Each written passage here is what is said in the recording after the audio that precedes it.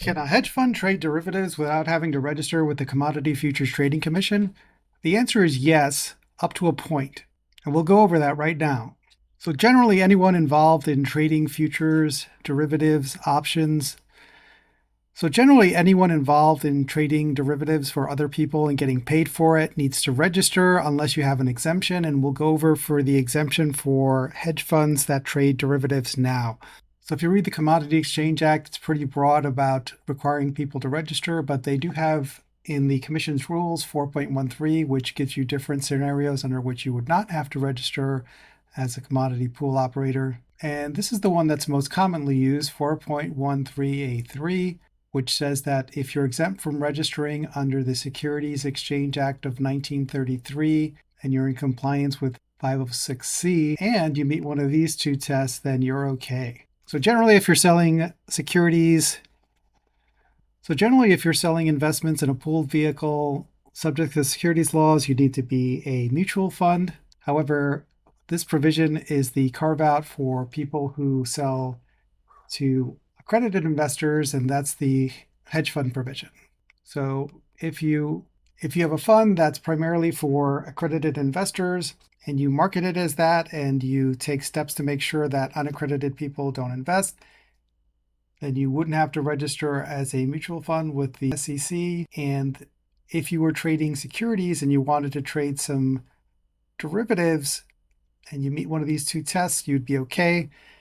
And the easiest way to understand that is a joke. So two guys are in the woods, they see a bear. One turns to the other and says, "What do we do?" And his friend says, on the count of three, run. And the friend says, "We can't outrun a bear." And the friend says, "I don't have to outrun the bear, I only have to outrun you." And that's the way to understand this provision. So let's say that you have a fund and you have $100 million in securities and you want to hedge that against the ups and downs of the market. You can sell or go short the S&P 500 index for the same amount, $100 million, and then you would meet this test. The net notional value of the positions determined when they were established does not exceed 100% of the liquidation value of the pool's portfolio. And then if you go down one more, it tells you how to compute the notional value, but basically it's the value of the underlying, not the amount that you put up.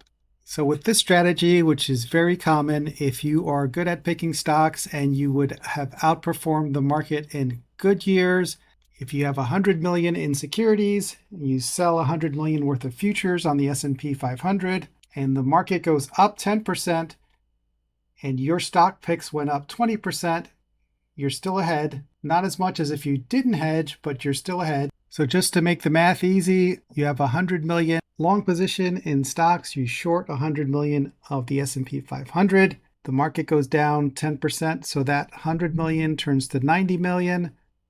But on the long side, that 100 million went up to 115 or 120. You still win. You didn't win as much as if you didn't hedge, but you still win. And what if the market goes down? If your 100 million futures position went down to 80 million, because you're short, you'd be up 20 million. And if your long position went from 100 million to 90, you lost 10 million in your portfolio, but you made 20 million in your short, so you're still coming out ahead. So just like the story with the bear, you just have to outperform the market. So if you didn't hedge in years where you're up a lot, you'd make money, and then in years when the market is down, you'd lose money. But if you can outperform the index with your individual picks, then by hedging it, whether the market goes up or down, as long as you beat the market, you're going to have a positive return. So even if your fund went down 10% in your holdings, if the market went down 20%, you'd still come out ahead. So that's the most common scenario. What's the other scenario? So this mentions the aggregate initial margins, premium, and minimum security deposit would be 5% of the liquidation value of the portfolio. So why are there three different terms there? Initial margin is what you would use for futures contracts, premiums are what you would pay for options, and security deposits are what you would pay for FX transactions. So if you don't want to use this 100% of the notional value test, you can use this 5% test of the premiums. So if I'm engaging in futures or options or FX transactions and I have $100 million in my portfolio, I can take up to 5 million of that and engage in this trading. And because this says or, not and, I don't need to satisfy both of these tests. I just need to satisfy one. So if I can meet this test with this, but I wouldn't be able to meet it with the net notional, I can do that. And if I'd be way over the 5% here, but it's still within under the net notional, then that's okay too. I just have to meet one of those tests. And here it says you can net futures contracts across designated contract markets and foreign boards of trade and swaps if they're cleared on the same derivatives clearing organization. So if you're long one swap and you're long short another swap in the same commodity and they use the same clearing organization, you can net them, and that would ensure that you don't exceed the 100% or 5% here because you're netting that, so you're not counting it twice. And ditto for futures contracts, but it does not say the same designated contract market. So if you were long gold on a US exchange and short gold on a foreign board of trade, according to this provision in the rule, you should net those, and that won't count towards your 100% of your net notional or your 5% margin, premium, or security deposit for your portfolio.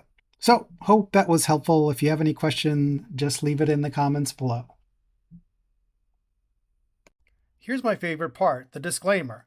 I'm a lawyer, but I'm not your lawyer. Anything you see on here is for educational and informational purposes only. If you have a specific question about your specific circumstances, seek your own legal counsel for those questions. Nothing here creates an attorney-client relationship between me and you. I am not your lawyer. Okay, got it? Have a great day, everyone.